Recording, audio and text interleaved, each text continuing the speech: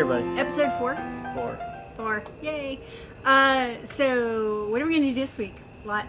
So up until now, we've been talking about wrist cuts, elbow cuts, and shoulder cuts, the difference between them, and the difference in timing between them and how they work with distance engaged. And we showed them with very specific weapons. Right. So with the wrist cuts, we kind of paired the cuts up with their natural weapons. Oh, we're getting background noise. Great. It's all right, whatever. We paired them up with the weapons that they're most common with. So wrist cuts tend to be very fast motions. They're smaller motions and best suited for a rapier. Elbow cuts, they're kind of in the middle. Yeah. We showed some saber. We showed German rapier. Where the blades are a little bit heavier and designed more for the cuts that come from the elbow. And then we did my favorite last episode, which are shoulder cuts. Very big, very powerful type of cuts. Also very slow.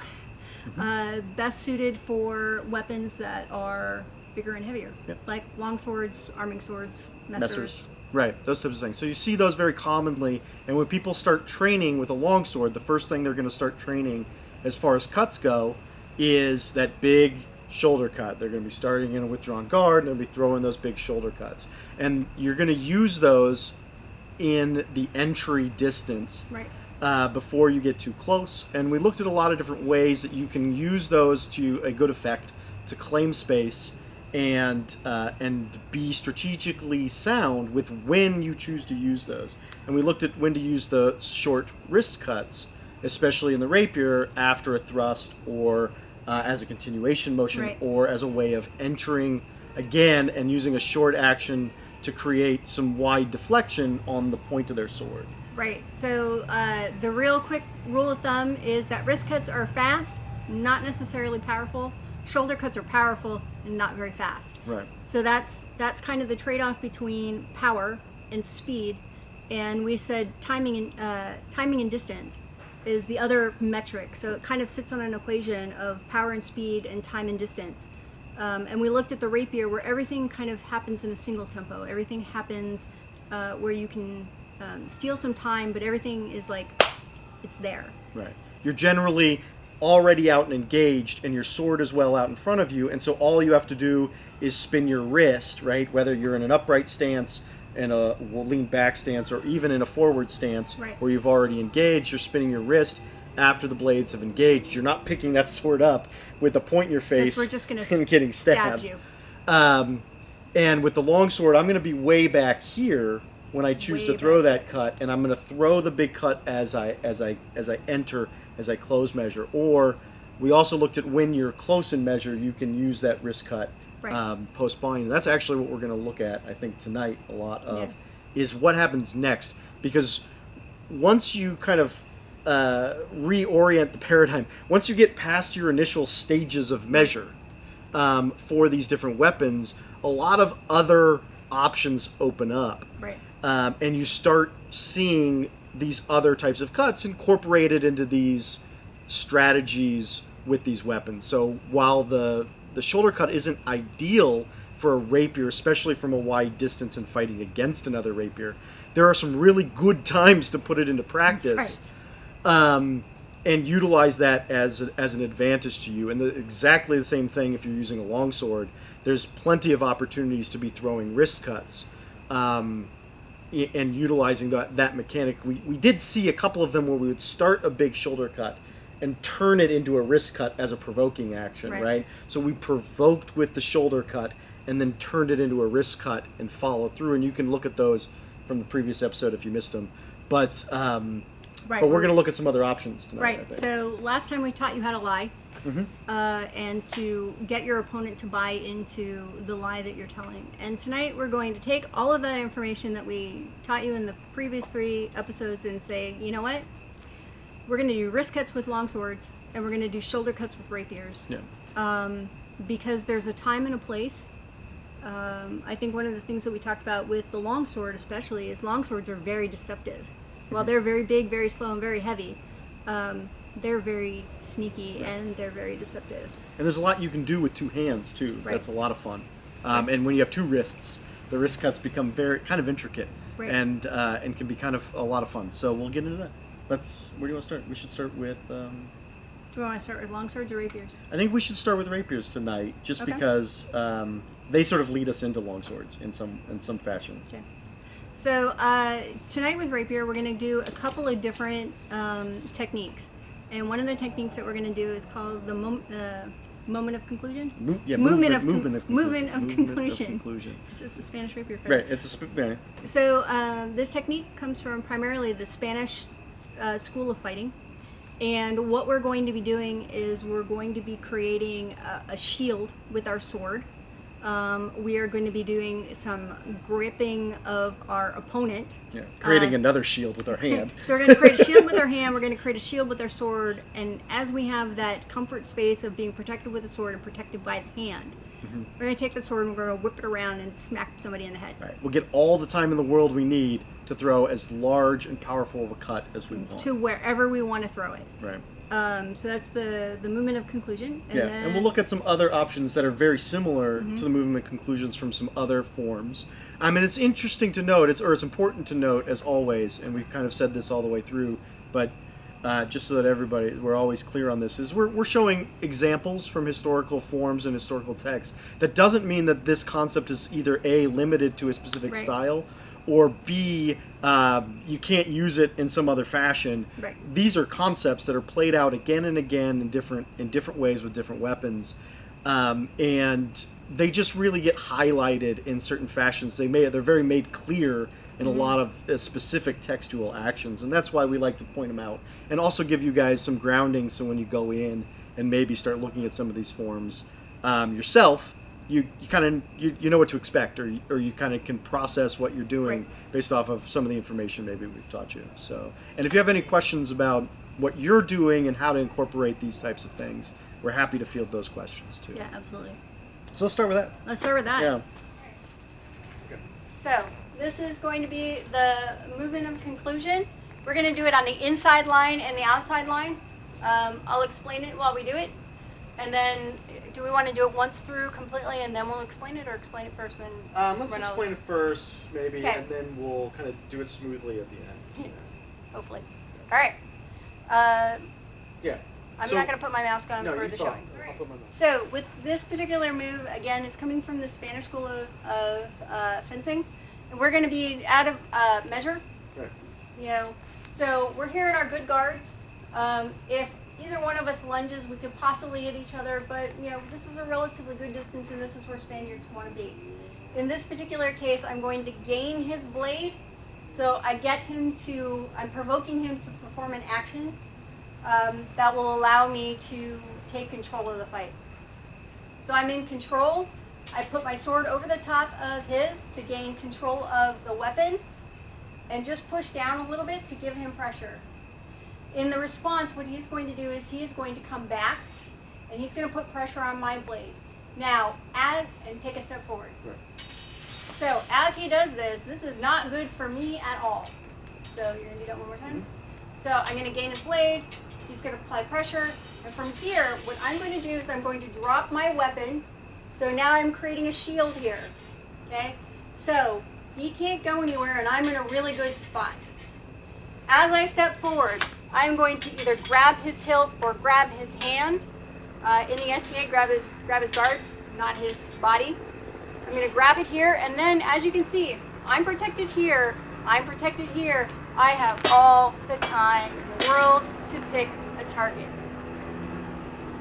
Okay, any questions on that? And she can, once she's there, she can throw that as hard as she wants. She can throw it to any place she wants, and if I try to fight, all I end up really doing is opening myself up to getting hit somewhere else. Right? Yep. You know, the key element to this is she's forced me to push on her sword, and as I push on her sword, she's just going to use that leverage and drop around it, and then step in immediately to defend anything I want to do with this hand. So even if I get off of that, now I'm in trouble. And she's got her sword free to do whatever she wants to it. Wherever she wants to go. That's what makes this great. Yeah. All right. Let's do this a little smooth. Okay, I'm going to put the mask on just in case he decides to stab me in the head. Because if I don't drop my point, you know, if I get here and I allow him to here, and I just slide off his sword. Like I just kind of do this. He has all the time in the world to just whack me back.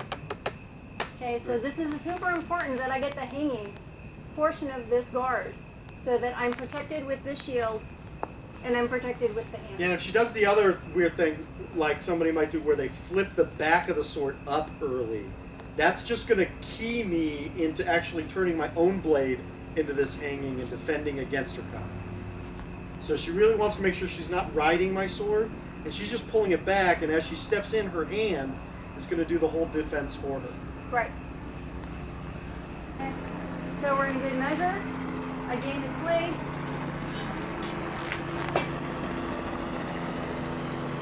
Did everybody see that?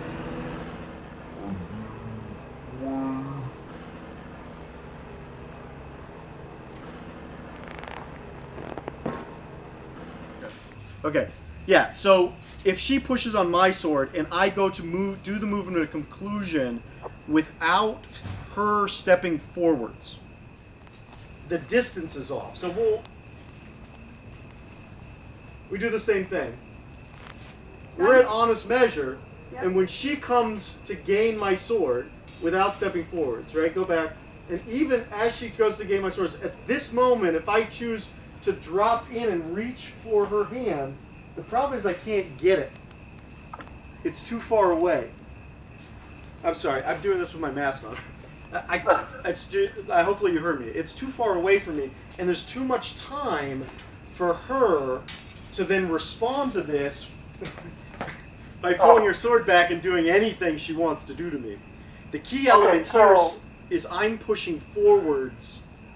I'm pushing forwards with a little bit of pressure because I have to. Because once she's gained that, now unless I disengage, which again all she has to do is, then a Tahoe the other side, and I'm stuck going back and forth. One of my key options, and this isn't the only way this gets set up, and we'll actually see that in a little bit.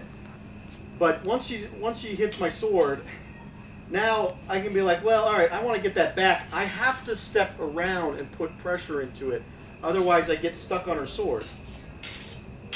So I have to lift my point, and just that amount of difference is actually enough time for her to make this closure. Right. Whereas it isn't enough time if she's not making the body position forward. There's no way once she's here, I can just step in and try to grab at her weapon. You can see I can't even, if I lift this, I'm too far away. But if she were to put pressure on that, just like I was doing, right, and step forwards with it, now when I lift, I'm defended against the sword, and I can step in. That amount of difference, just this amount of distance, is enough to change this equation on when is a good time to cut, or when is a good time to step, immensely. Right.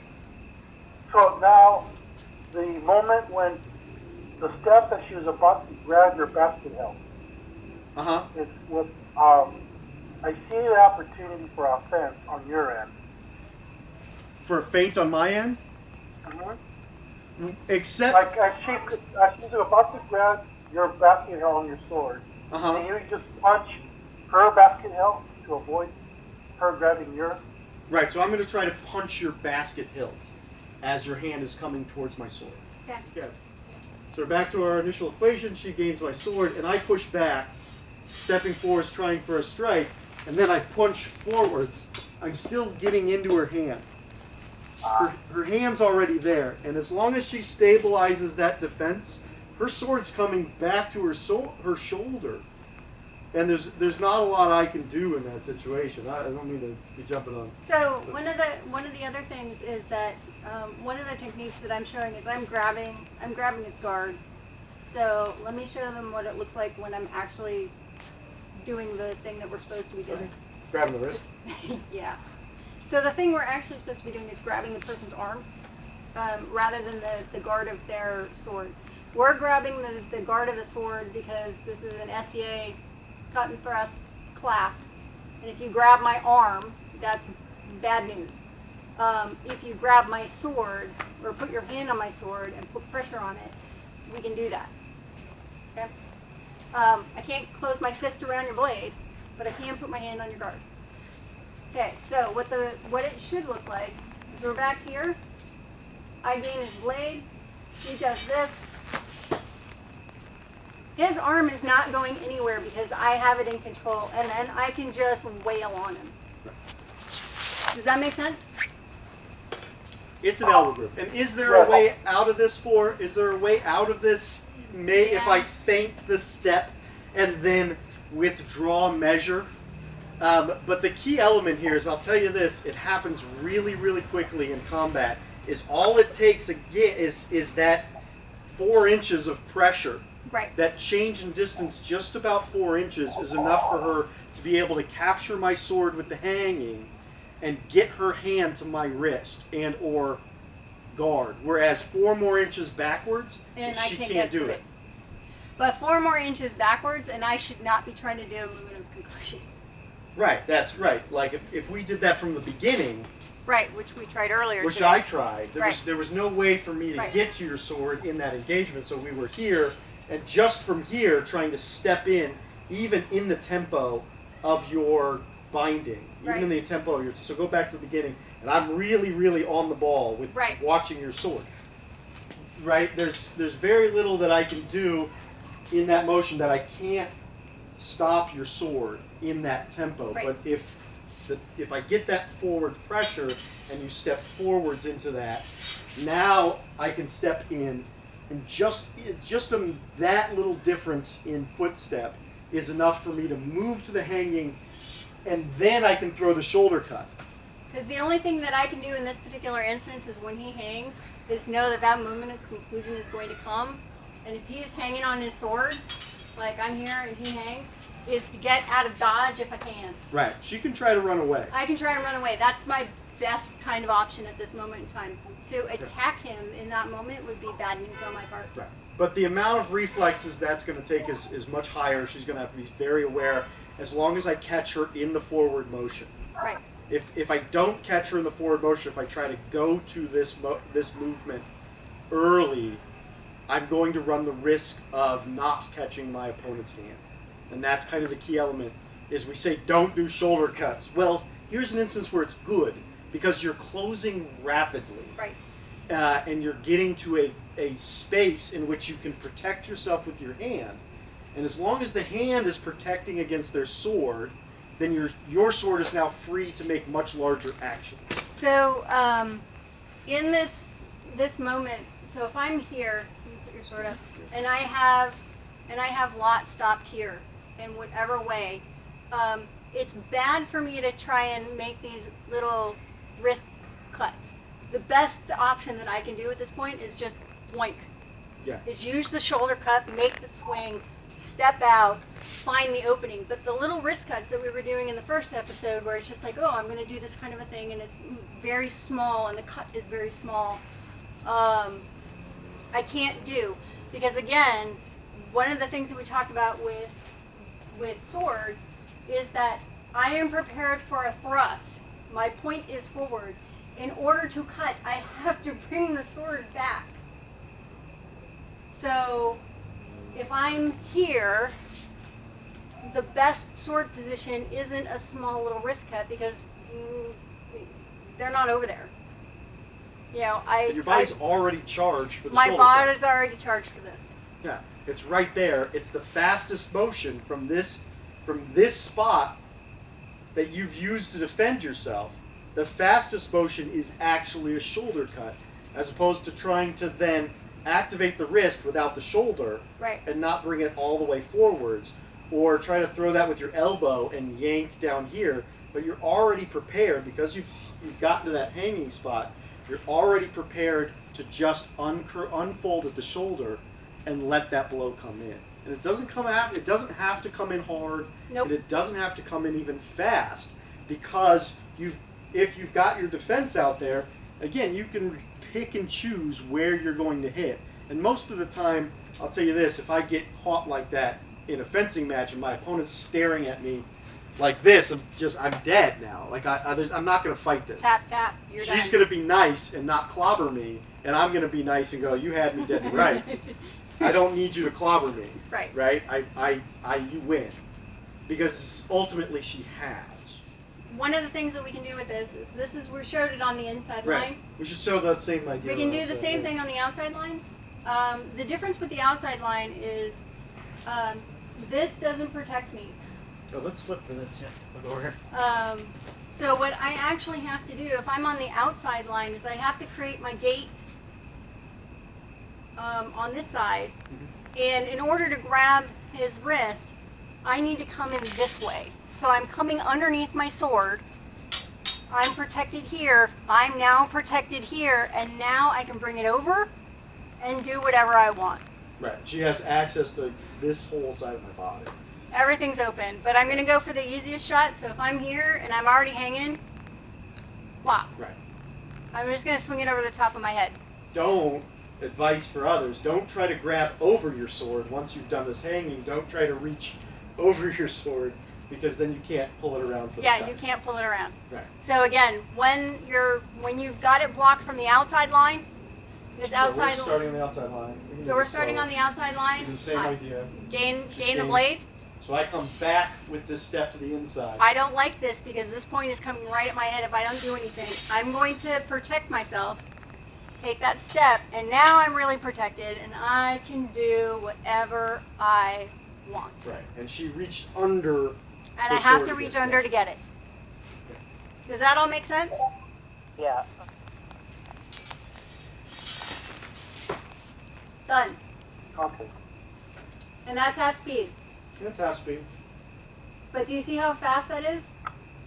Yeah, that's a half speed. That's half speed. That's half speed. That was half speed, right? Yes. Yeah, we can speed it up a little bit. You want to do it? We'll do it. Yeah, we'll do a little bit. So basically this movement is very quick because, especially in Spanish rapier, there's a lot of blade on blade contact. So you're reading that tactile sensation that's going up through his blade and through my blade, and then both people are reacting to it. Mm-hmm.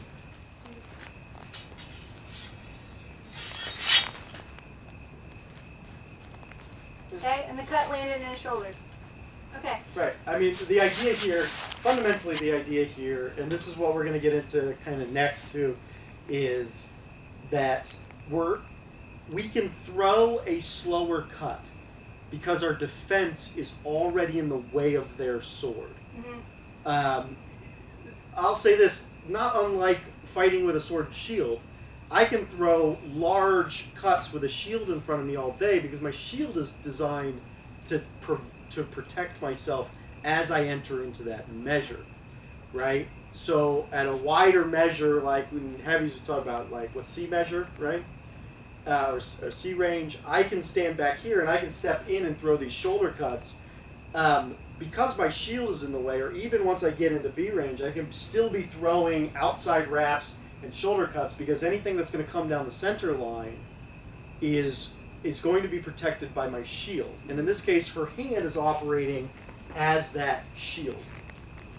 And once that shield's in place, and the way I get that, or the way she gets that shield in place is by forcing me out of the center line.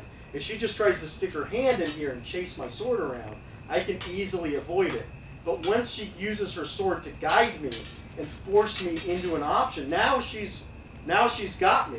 And all she has to do is reach forwards with her hand.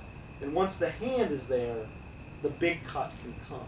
Right. And this is really important when we look at secondaries. So I was going to show the use of this. Essentially with secondaries, we see this in kind of Italian rapier. Doing kind of the same thing. Capoferro specifically shows this against a lefty with sword and dagger, but it doesn't really make that big of a difference. I mean, do you want to do it? We'll do it lefty, maybe to demonstrate. Sure. And then I can also maybe do it righty. Sure. But so you grab a buckler, because it doesn't matter what you're using. It really doesn't matter what I'm using either.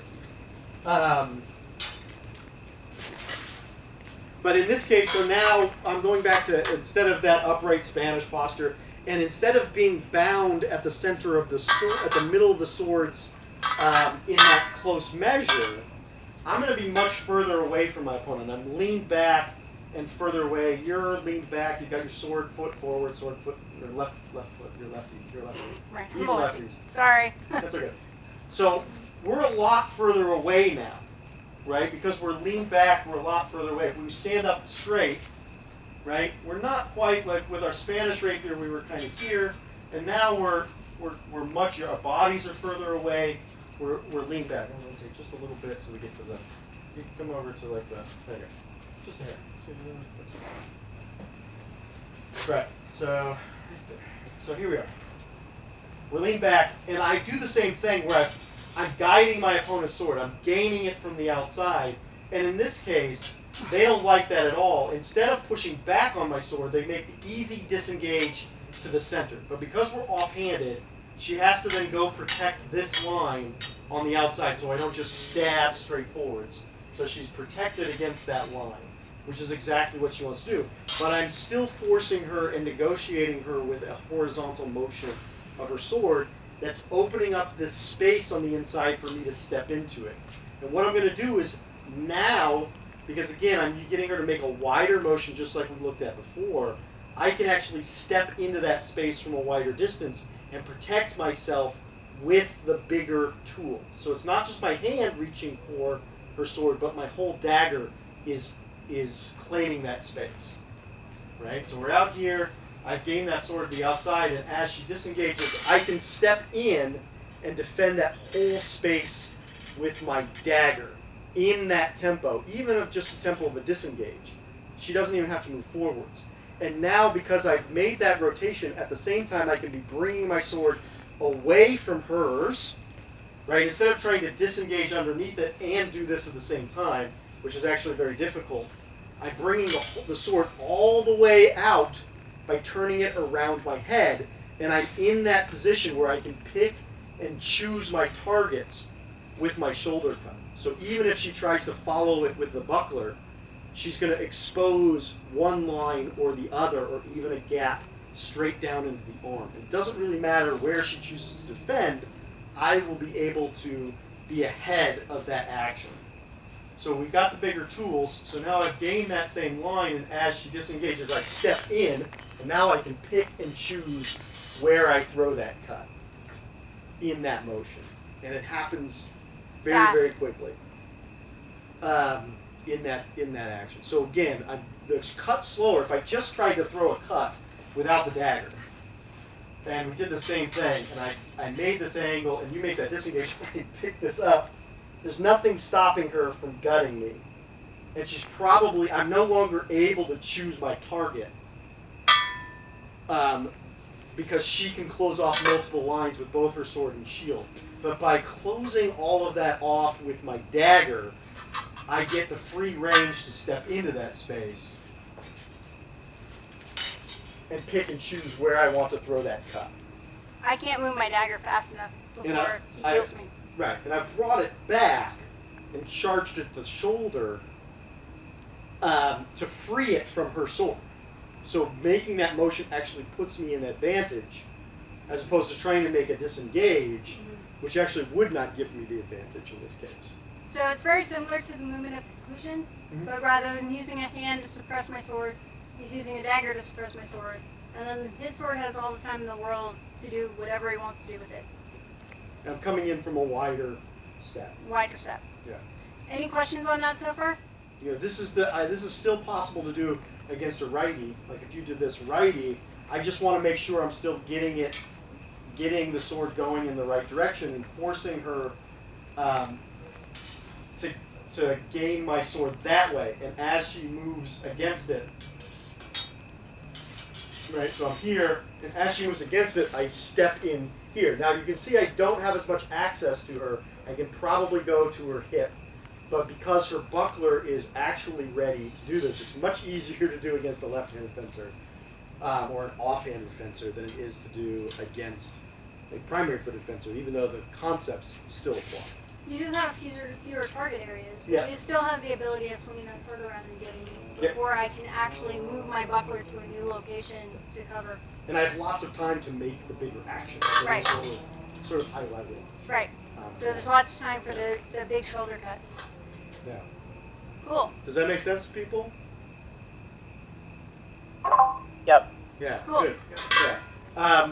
Now, presumably this fails badly if they see distance as they disengage, though, right? Yes and no. Because they're ceding distance, they're pulling away from me. And as long as I don't overcommit Right. to my action, there's still going to be time between us. I won't be able to finish this.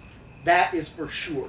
If I just try to, what did we say like last? If I just try to finish my programming, right? Yeah, If I just do try. this indiscriminately and launch at my opponent, counting on my hit, Right. that's not going to be good. If she cedes that distance, well, especially right-handed, but we do the same thing, and you're gonna, as you disengage, you'll kind of back up, right?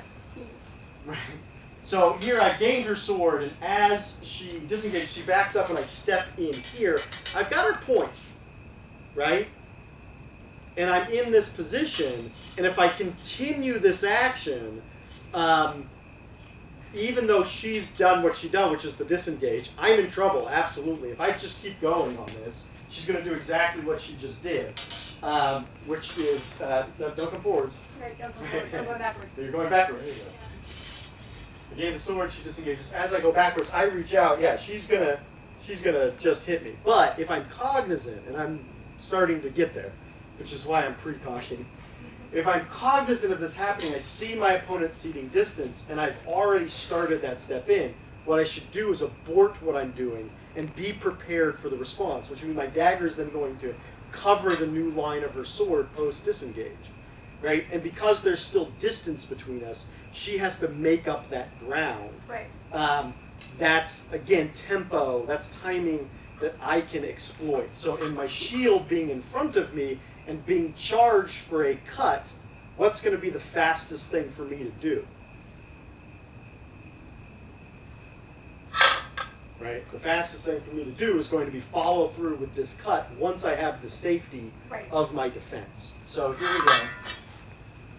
Now I'm going to precog a little bit, or at least I'm going to observe this happening. So I've gained your sword. You make the disengage and come back. As I come in, I've now already started changing with my dagger, and now I can, if she comes forwards, I can continue to launch my blow, right? And she has to pull everything back in order to avoid this, and I can choose where I throw that cut.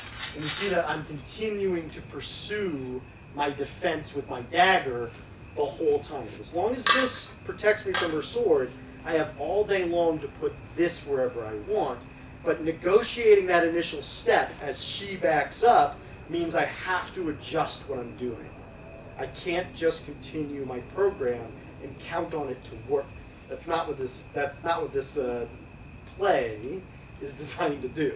He still Right. has to pay attention. I still have to absolutely pay attention. And that's not that difficult. I can see my opponent backing up.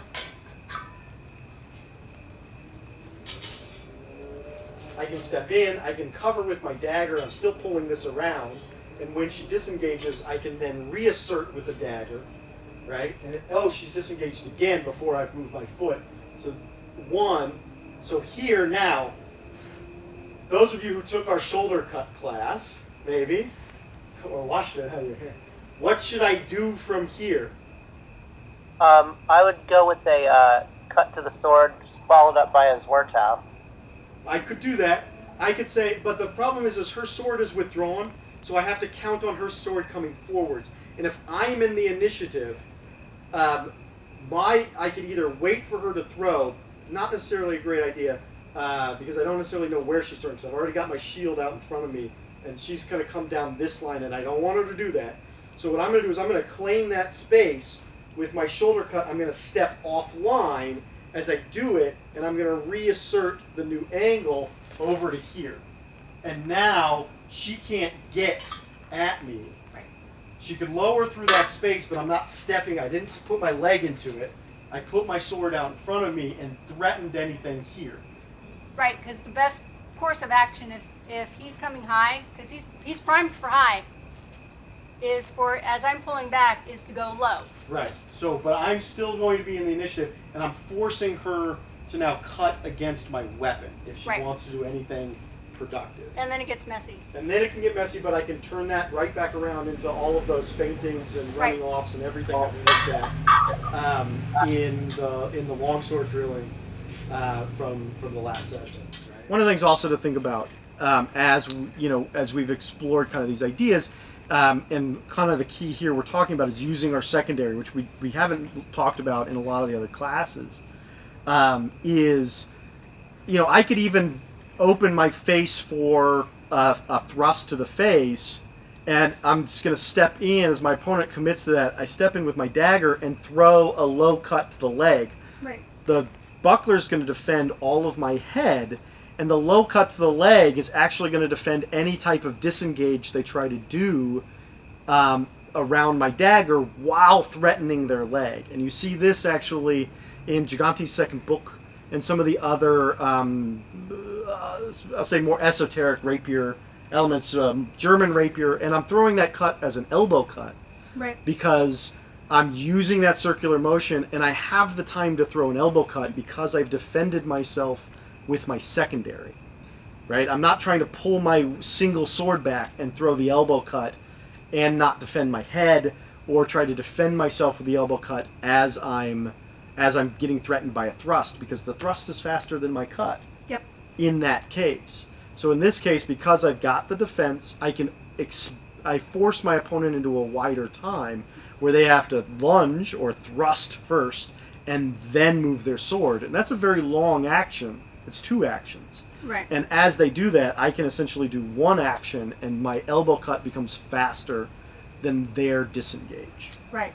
So I'm hoping that we've illustrated the fact that these nice, fast, lighter weapons, the rapiers, which normally we see in these nice, finessey sort of fast wrist cut type actions, can also be very effective, very deadly with the shoulder cut. But again, shoulders don't lie. They're very big. They're slow. And even with a fast weapon, while the shoulder cut is faster than with the longsword, it's still a pretty big action.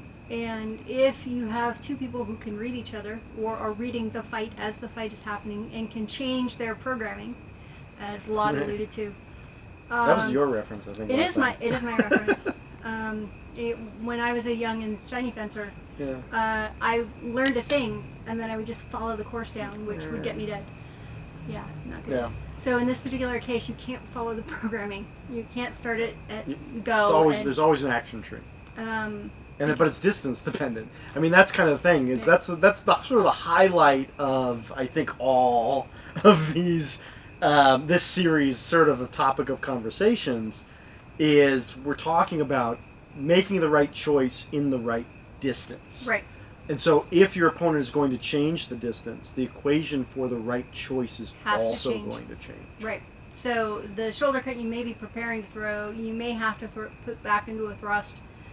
You have to change the equation. Yeah. Or at the very least just claim space with it, as opposed to go to target with it. And it's the same cut for 2 different purposes. Yeah.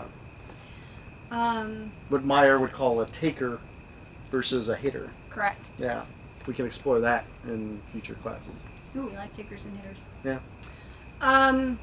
So, any questions before we move on to my favorite weapon? Right? Do people feel like these are concepts maybe you could put into practice in some of your own training as to reasons why you would choose to cut? Right. Indeed. That's excellent. Great. Cool. That's super good, because that's the goal. Is we're not necessarily talking about how this cuts, and we talked a little bit about how. Right. But ultimately, what we're trying to discuss is, this is a good time to cut. Yeah. Was that Raz? No, but I like the fact that you're showing us the wind. Right. Yeah. It's because the wind is super important. And the wind knot is also very important. The wind knot is super important. But this is a really good time, and this is a good time for everybody. If you're at home, if you have a little space, and you want to learn and pick up a new mechanic, right? In this case, cutting in general, spend some time with it and get to know your body with this mechanic. So practice what is specifically a wrist cut, and then practice what is specifically an elbow cut, and say, oh, I know the difference between these actions, and then also practice what is specifically a shoulder cut, Right. and say, oh, I can see the difference in these actions, and I can choose which one I'm doing when I want to do it. Yeah. And I think that's kind of also the key too, is making sure you know that these are different things, Right. that they're not the same thing. Right. And that you need to practice them all individually, just the same way you would practice the difference between a thrust with just the arm and a thrust and an arm and lunge, body, or a diagonal. or a diagonal step, or arm body straight forward. Right. All of those things are things to practice so that you'll enhance your ability to do these actions when you want to do them, and that understanding that all of these are different actions to practice. Right.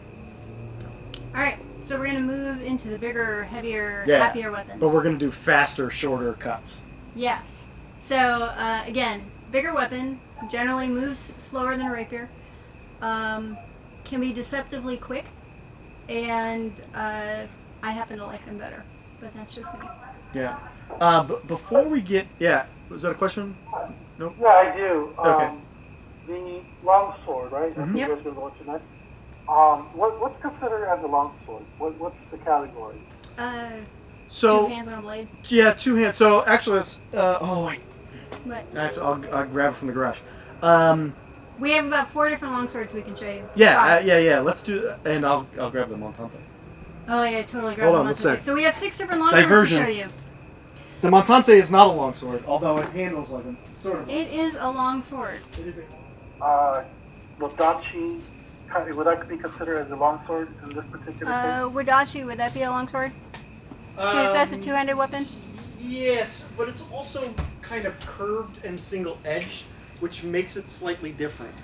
Right. So any of the Japanese weapons or the Asian weapons, especially Japanese weapons that are curved and single-edged, operate.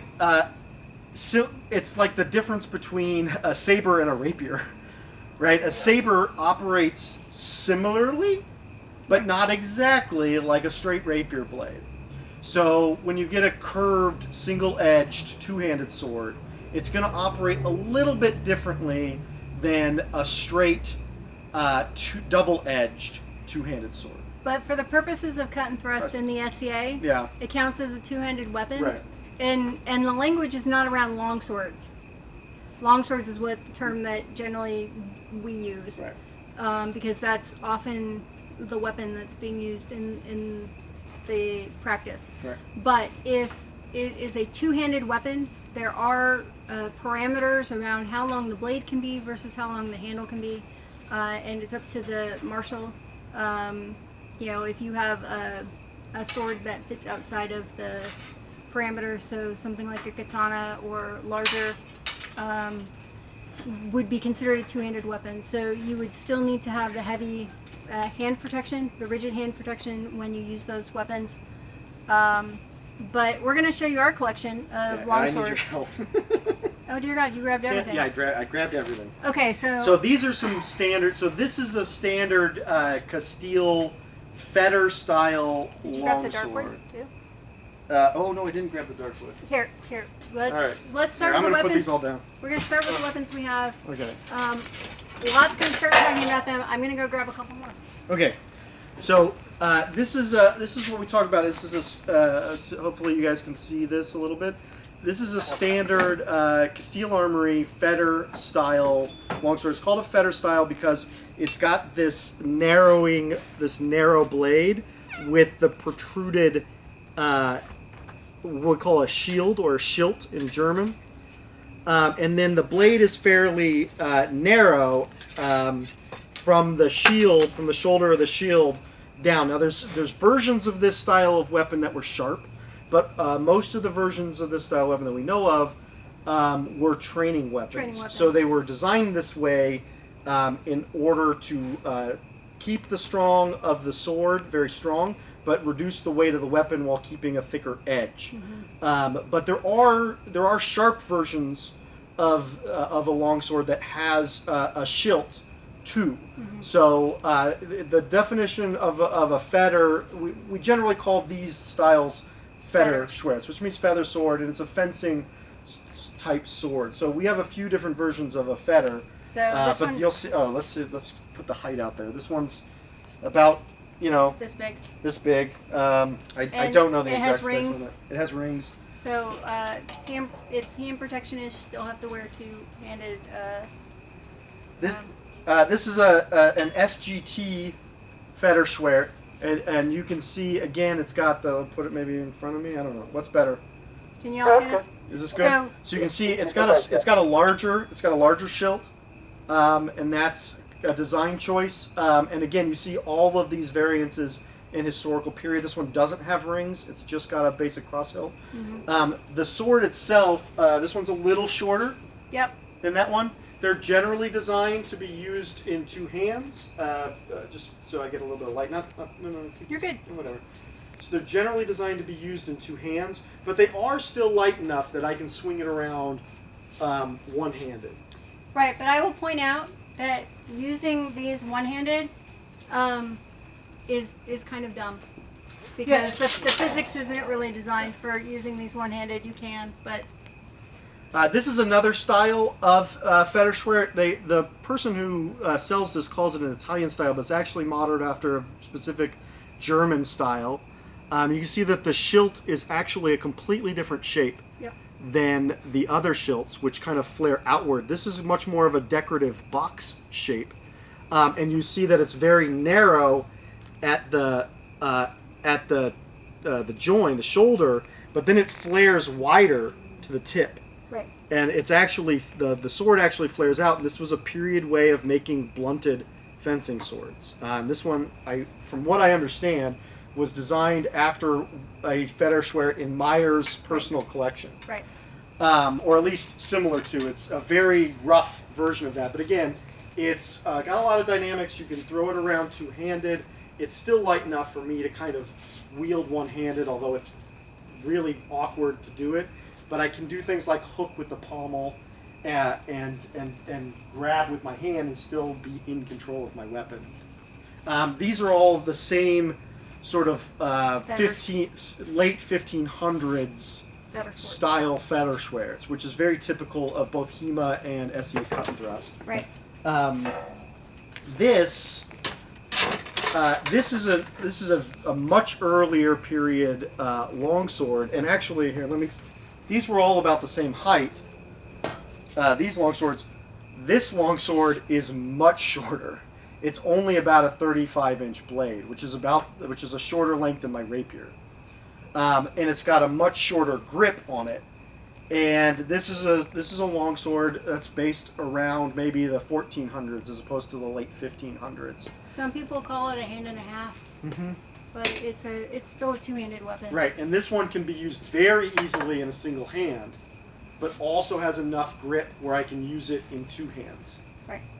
And it's got the standard blade style, which this one also does. This is a darkwood. Practical longsword. Practical longsword, which is again designed around a more early period blade. Or the Italians didn't put the schilts on their weapons at any point in time. So you see all of these. These blades, while they also are earlier period blades, existed all the way into the 1600s as well. So longswords never really went away. And I will let you know a note about the darkwoods. Most of the darkwoods, especially the ones that are being made now, are almost exclusive cut and thrust. Occasionally you will get one that's considered to be a crossover. This one looks at the rapier line, winks at it, kind of gives it a wave. But it's also one of the earlier ones. I only use it in C&T. Actually, now it's a loaner sword. Right. And while it has a darkwood typical kind of taper in the blade, this does not function like their rapier blades. It's designed to cut. But against a heavier sword like the Meyer or my SGK, it's very light in comparison. Yeah. Grab one of the late fetters, because I want to show it against the Montante. So this is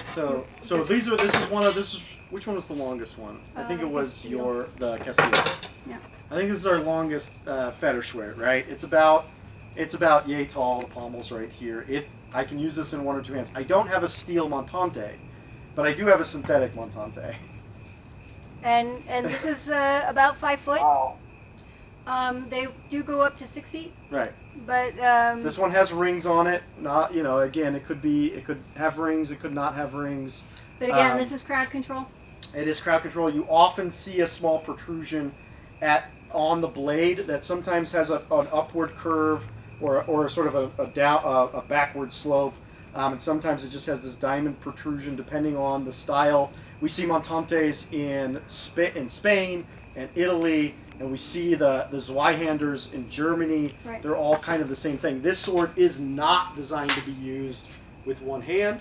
Right. It is designed to be used with two hands. It is much bigger, much further out. It uses a lot of the same mechanics, but it's going to hold its momentum a lot more than a longsword does. So once you get this thing going, you don't want stop to it. keep it going or use natural body stopping motions so that then you can reverse the direction of the blow. And you need to keep that movement going from one place to the other. You see a lot of use of the thrust as your changing point. Right, and that was one of the things that I was going to mention, Right. is that especially in Spanish montante, you see a lot of, I'm changing from a position, I've stopped, I've let the weapon come back, and then I thrust with the point, and then I start a new action with it. And you also see a lot of these big wide legs. As I said, crowd control, small alleyways, big alleyways, Gadino says, you want to get out of the way of these. Yes, but he also says that when you carry the montante, you should not carry it sheathed. You should carry it on your left shoulder with your hand on the pommel, with it over your shoulder, because if you are set upon, you'll never get it unsheathed, and it's too long to actually carry anywhere. So you should carry it unsheathed. You should also, the person who is carrying the montante also should not wear a hat Right. or a cape, lest they fall off in combat and get left behind, and then somebody will know you were there. So he kind of assumes that if you're carrying a montante, you're up to no good. Or your military. Your police. Yeah. But so- this is a weapon mostly for crowd control and street Right. fighters. Yeah. So one of the things about the montante, real quick, and then we're going to actually we'll go do on to the rest we'll of the talk things. So as you're carrying it in this upright position, this is actually makes a lot of sense because almost all of the montantes, start here You're cut off. and wind, or here and wind. And so going from this position, which is a natural cut position because the blade is pointing back, right? Mm-hmm. You're ready for shoulder cuts. Yeah. You're ready to start your action. Yeah. The other place that they start it is specifically is here. So the sword is point down, and this is So- a place in which is neutral. But the first thing I'm going to do is actually kick the sword out. Right. And that's what starts my first cut, because again, I'm going to utilize the momentum of that weapon, so I'm going to kick the sword and cut. And anybody who's fought Jethro with his great sword, Yes. he knows he does that, and that is a very typical method of starting a very large, heavy sword. But this is a montante. I do not recommend them for cut and thrust. They are just a little bit too big for controlling the weight of the weapon. Right. Also, they're too large. So 5 foot is the max sword length allowed in fencing. That's true. So you can get a 5 foot longsword. Yeah. And if you're a big dude and can control it, I don't have a problem with that. Sure, but Right. it needs to be 5 foot or less. Right. So the last sword that Lot brought out is Messer. Right. This is technically a one-handed weapon. I can put 2 hands on it. It does not make it a 2-handed sword. Okay. Right. So this is a one-handed weapon. This does not require me to wear gauntlets or heavy padded gloves, unless I am fighting against a longsword. I can put 2 hands on it. It does not make it a two-handed weapon. Any Now, questions about that? Technically, if I just choose to use this sword one-handed, Right. and do not put my other hand on it, Right. this is technically a one-handed sword too. Right. Right. Yeah. So, All right. Longswords. right. We're So gonna do some wrist cuts. We're gonna do some wrist cuts because we've wandered a whole bunch. Yeah. I'm gonna use a feather sword. I'm gonna use a feather sword. Awesome. Because that's great. Because we're gonna do window break. We're gonna Oh do yeah. break Let's, window. okay. Great. So we're gonna go back to German for a little bit. And one of the things. What's our basic thesis on this? Our basic thesis? Right. We're now doing wrist cuts with longsword, right? Right. So one of the things that the basic premise is this is not something we do from back here. This is not a back here action because we can't hit each other. Okay? So this action is probably going to come from a bind, which means that we have already laid on, we're in the onset, we have done something, we have now racked swords. Okay? This is where we are going to, the measure where we're going to start wrist cuts with long swords. We can even be closer. You know, if we're here, you know, I am not going to pull my weapon back for a shoulder cut because this is dumb and I'm already dead.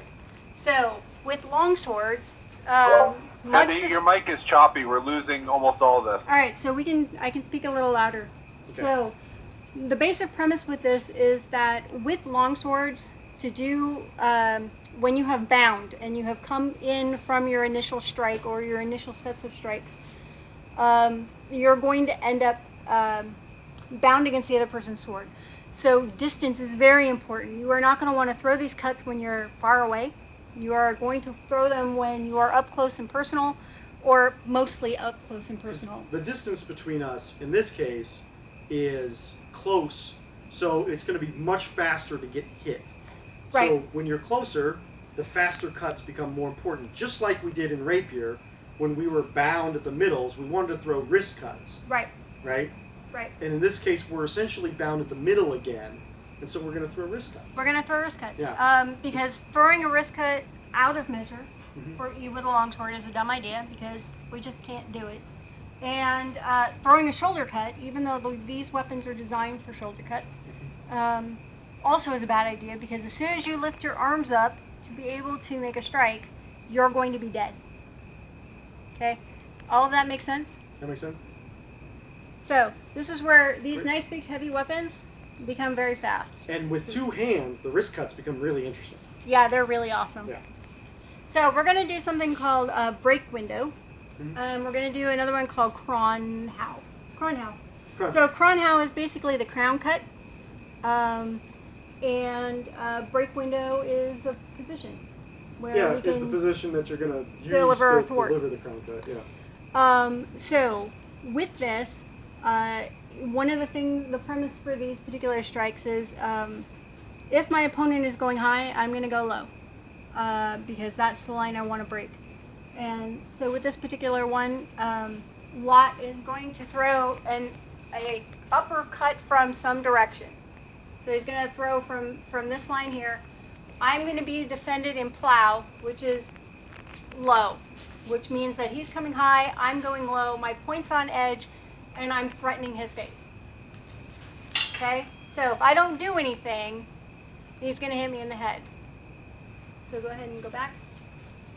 So, in this position, am I primed for a cut or a thrust? She's in a position where she's ready for a thrust. And we looked at this last week where I'm throwing a shoulder cut. In order to accommodate this and not get hit by her thrust, I'm stepping to one side or the other in order to take her point offline. And that's going to force her to defend against the blow I'm throwing. Right. She's going to do this in a way where she's going to break my guard and step into what I'm doing, closing measure even more against me. So he's going to come at me, I'm going to come at him, and then you're going to want to throw something really fast. So I'm going to hit him in the head. So she can hit me in the head? So I'm in plow, he's in an overhead strike, he throws the strike, I catch him up here. So now he's stopped. So from here, I'm just going to step out and thunk him in the head. Okay? So, what I did up close is I caught him and I stepped and turned. Right. And she's still getting an arc with that point as it drops in. It's making sort of a horizontal arc, or like an oblique arc as it comes in. So it's not just dropping, but it's a cut that's coming in through its target. But the cut, again, because it's a wrist cut, it's coming fast. Yeah. So that, again, is a beauty. So, as I said, he threw the cut. I came in with the block, drove his sword up, and then just popped him in the head. Right. Okay? Questions? While leaving your hilt behind, right? While leaving her hilt in the way of my hilt. Yeah, she's not pulling it away from my sword. Right. Yeah. Well, Just a comment. It's your mic issue, so Yeah. you're good. She's not pulling it away from my sword. She's leaving it in the way of where my sword is.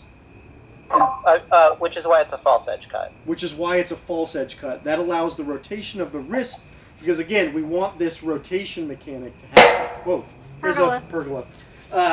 So we want this rotational mechanic to happen, and she's up here. If she pulls it back for the cut, she can't actually, she's going to get hit. So in order to spin the sword, she's using the back edge of the blade. So we'll demonstrate that again, nice and slow, so people can see it.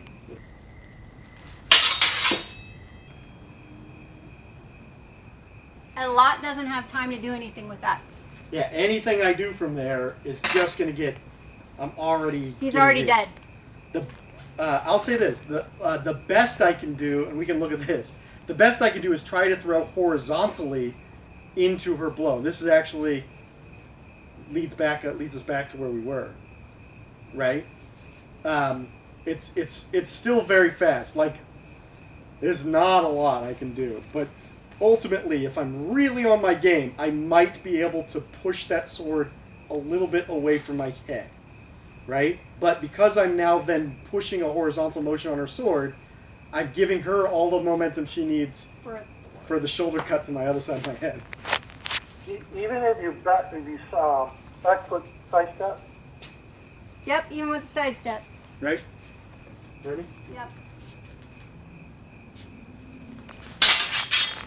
Yeah. How's that? Did that make sense? Can you see that? Yeah. Yeah. So he just gives me all the physics I need to take it over to the other side. Which is exactly like that movement of conclusion that we just looked at with the rapier, or even the other rapier action where we were turning. And I don't even need to do a full shoulder cut with it. Right.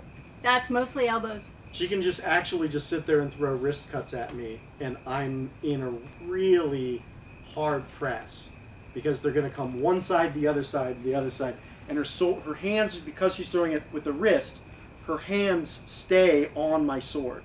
Mm-hmm. And that's kind of the key, is this. She's not pulling it back with the elbow and not pulling it back with the shoulder. It's just staying out in front, which is what we looked at with wrist cuts. We want arms extended and the sword making a motion around our wrist. So in this next example, I'm going to show you what happens if I get the bind and then I try and pull back from the shoulder. Let's see, am I in the camera? Yeah, step back that one. Step over. Are we good? Yeah. Yes, I can see. Okay. Sorry. And that's why we wear hand protection. Yep. Why she's finding gloves? Right. I have a real rudimentary question. Yeah. You mentioned the sword travels around the wrist. Are you primarily using your forward hand as the fulcrum on all of these wrist cuts, or is there times when it's in between the hands, behind the rear hand? I'd say with longsword, yes. Generally, now again, it's going to kind of depend on your sword. If you have the shorter hilt, the earlier period sword, you're going to do a lot more with your forward hand. So a lot of my wrist cut's going to come from this action, and the back of my hand just sort of follows along. Mm-hmm. So with my shorter sword, my wrist cut comes from my forward hand. But one of the advantages of these later period longer hilted weapons is that I can actually use kind of an o-ring motion with my back of my hand to really turn the sword in circles. And so this hand isn't doing very much. It can just sort of sit in front, and the back of the hand is kind of directing it. I'm still giving it a little bit of motion with my forward hands. I'm not just wholly relying on my back of my hand. But the back of the hand's doing a lot more work than the front hand. The Right. front hand is stabilization, balance, guidance. The more leverage you have, the more you see those types of actions. And when you look at like Meyer, he actually makes these motions with flat cuts where he'll whip the pommel into his arm in order to strike a flat against his opponent. And he'll use the yanking of the pommel in order to wind his sword and do a lot of actions that with earlier period weapons they didn't do because there wasn't as much of a fulcrum in the hilt.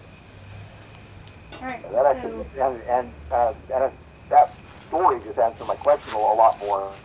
You primarily looked like the fulcrum point itself was your forward hand. Yeah. But when Meyer pulled the hilt back in, you actually pushed your forward hand forward, fulcrum on the back. That's what I was asking, if there was a different fulcrum point from the forehand to the rear hand. Oh. Yeah. Where you're turning it from. That was the first time I'd seen you turn it from the back. So that is an option depending on what you're doing. Right. So this is an option, and this is an option, right? Yeah. So where I'm doing most of the work, and anywhere in between is also an option. And depending on what you're doing is going to really sort of help you modify what those choices are. So if you're doing like a thwart cut into another thwart cut, and we can, back and forth this way, a lot of this is going to be just spinning my sword mostly with my back hand and letting my front hand guide. But if I'm doing some of these other wrist cuts or the action that I'll show after that, a winding cut, I'm actually going to do a lot more with the front hand because I need more of the circular blade leverage in order to accomplish it. So I guess the short answer is it depends. Yeah, as always. So let's do, because this cut, the cut that she's doing against me, that's keeping my sword in, she's doing the crown cut, which is a downward blow. She can also do the same cut with an upward blow that's called a thwart. She can do that on both sides. She can do the crown cut on both sides. She can do the thwart cut on both sides. And if you go thwart to thwart, she can really force me and drive me around in a way that makes it very difficult for me to defend. So I have gloves on with that too. So we'll do the same thing. Now I'm going to cut on the left.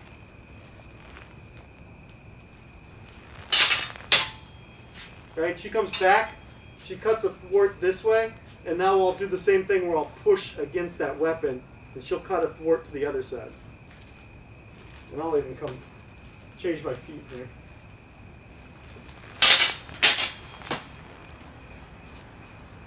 And now I can use that arm, like I said, that forward arm action that we were just talking about,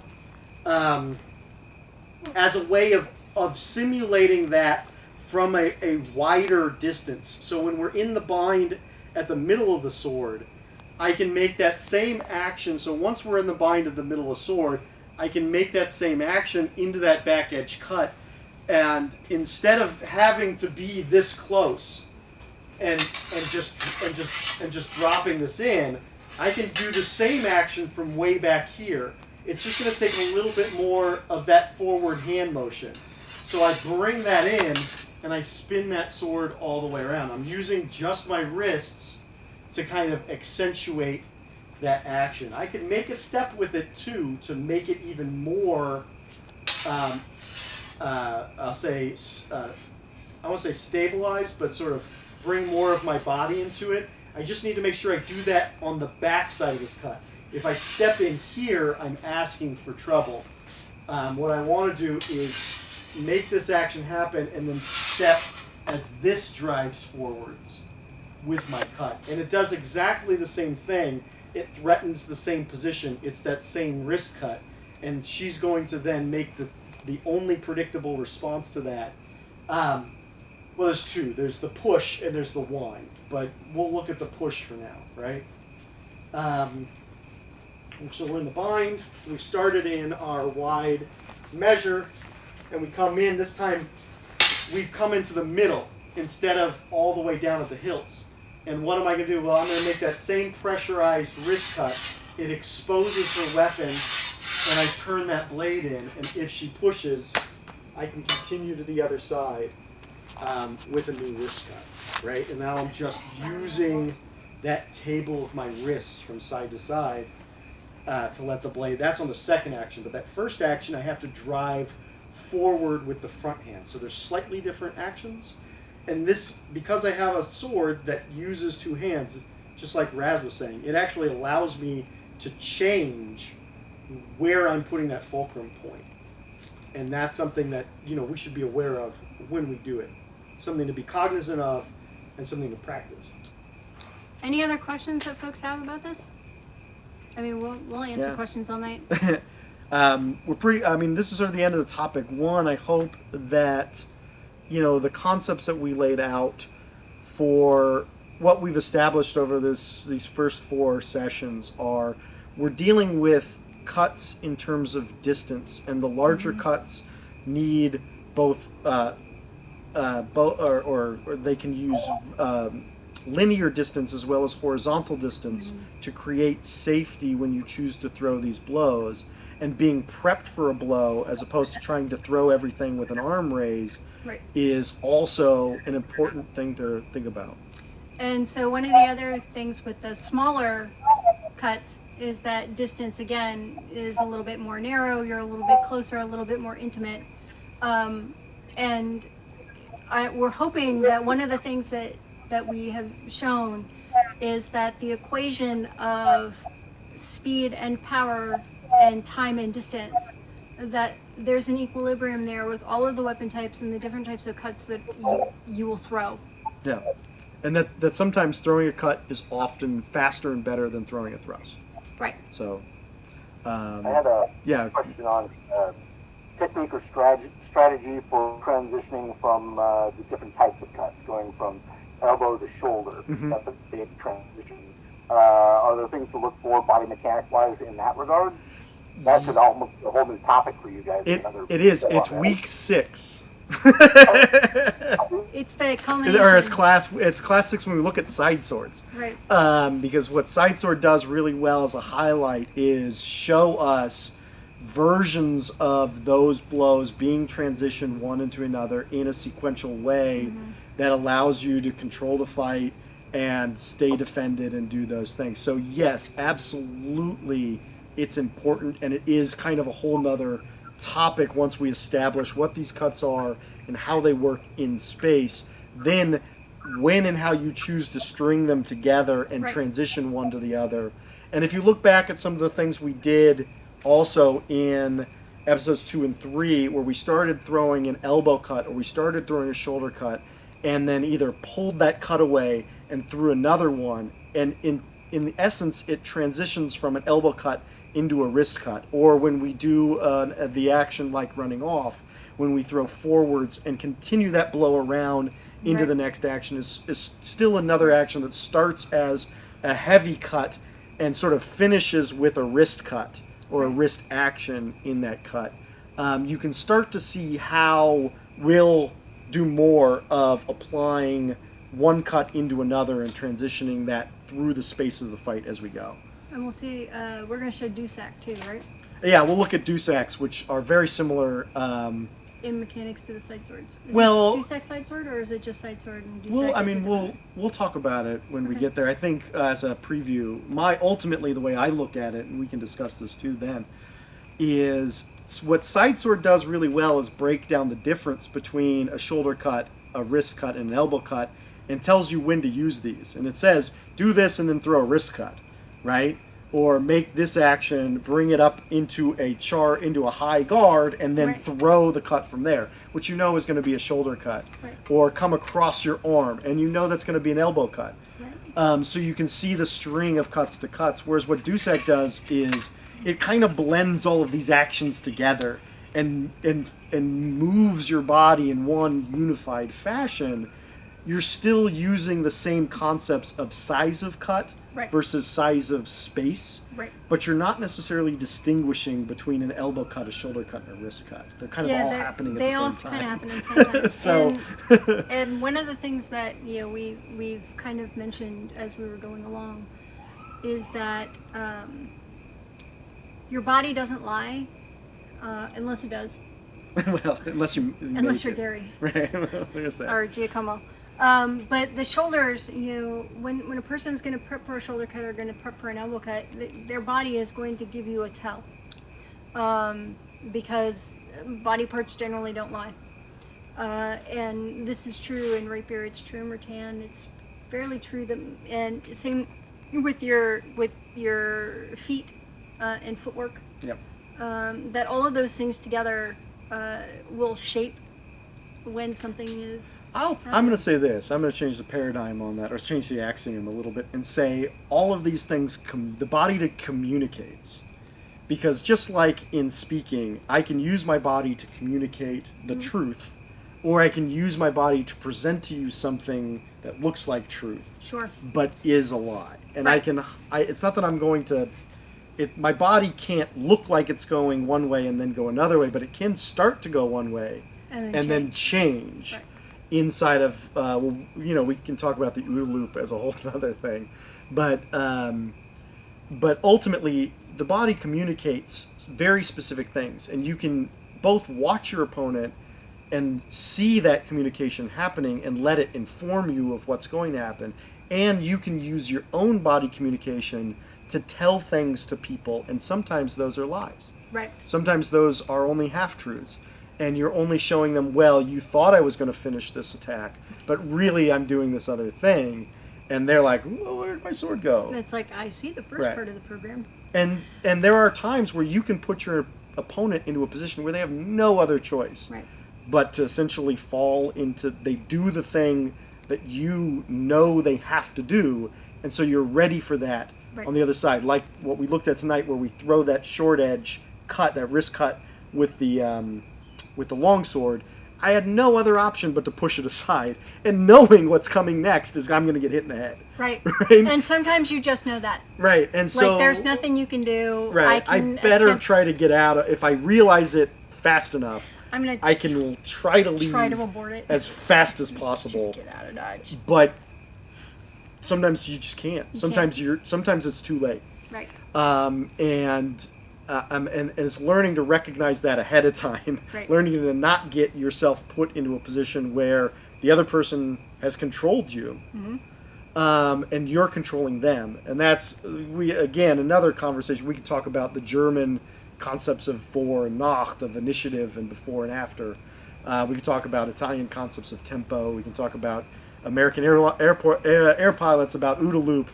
All of these things inform you of how to take the initiative and control your opponent. And ultimately, if I'm a good fencer, if I'm the better fencer, I will be controlling my opponent and not allowing them to control me. Right.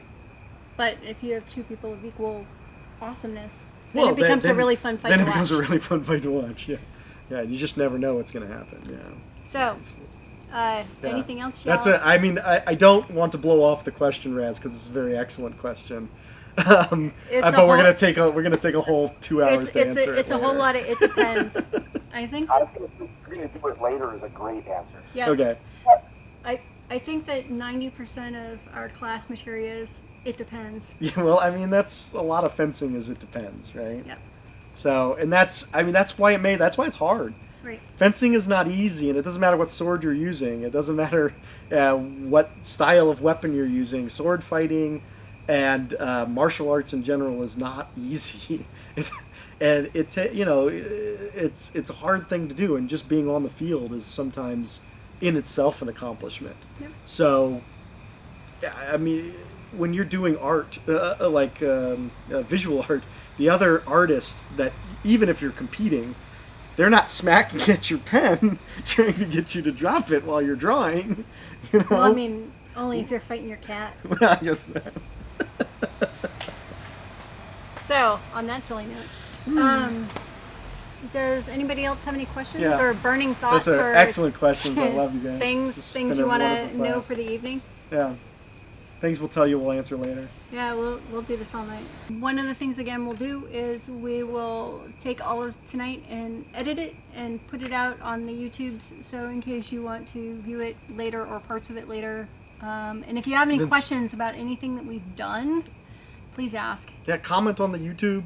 comment in Facebook, comment here on the Discord channel. I'm more likely to see it on the Discord. He's more likely to see it everywhere. Oh, yeah, whatever. Facebook's. I don't know. Sometimes. It all depends. Mm-hmm. But yeah, I mean, anytime, hit us up, ask us questions. And when the world opens again, we're going to fight. We'll fight. We have weapons. We have loner gear. We're both willing to be human pals. Mm-hmm. So... But don't wait till the world opens up to start practicing. Right. Because these are all things that you can do. Find 20 minutes maybe every so often to just think about cutting. Think about changing some of the things that you would be predisposed to do, especially if you've been only doing heavy rapier and haven't been using a lot of cuts. Right. And be like, oh, well, maybe I could turn, look at our first class. I can turn this thrust into a cut. Oh, hey, that's a cool motion. What does this do for me? And, play with it a little bit and certainly ask questions about it. But this is a wonderful time. I mean, it's a bad time to play, but it is a great time to train. It's a great time to practice, learn new things, and just walk through new concepts that maybe you haven't thought about before. And one of the things that I want to point out is that the concepts that we talk about here in the context of cut and thrust go for sword fighting. It's not just SCA CNT with steel. There are techniques and tactics with cuts and thrusting that carry over into the unarmored field. They carry into rattan. Yeah. Because swords are swords. They only move so many ways. And even though... And you can... What's funny is the different fields, you can kind of move them sort of different ways. And that's what we talked about a little bit, too, with the shield action. Is that when you're using a larger shield, or you're fighting against heavier weapons even, like, let's say, a Montante. Yeah. And the Montante is going to be throwing slower cuts. Right. Or kind of wider cuts, not even necessarily slower cuts, because they come in very fast. Right, but the concepts of timing and distance... The timing and distance still apply, and you can use these same concepts of, I can throw a larger cut because I have more time and space to do that, and I'm now in a closer space, and now I have to throw shorter cuts because the larger cuts aren't going to defend me. Or knowing that even if the cuts are not necessarily a viable option, just flicking it so that you're now in a thrust-oriented position, so now you can actually use your point. Yep, which we're going to look at next week. We're going to do thrusting. We're going to look at primary cutting weapons that will thrust. Primary cutting weapons, and using a mechanic that lends very well to primary cutting mechanics and still being viable with our thrusts, so that we're going to be in balance in our mechanics, and we're going to be turning our swords in ways that are slightly different than you do in primarily thrusting weapons, the linear rapier actions, and saying, we can use these rapier actions with these broader cutting blades and be turning thrusts and be stable that allow us to turn cuts. So winding. And narrowing. Oh, this is exciting. Yeah. This is I good think stuff. it'll be a lot of fun. So we're looking forward to next week and next seeing class. next class, because it'll be 2 weeks. But next, and it's not even a class; it's a conversation. So next episode, we're looking forward to next episode where we get to talk about those types of things, and then after that, we'll answer Raz's question and look at side swords. Yep. So we'll see you then. Cool. Thanks. Bye.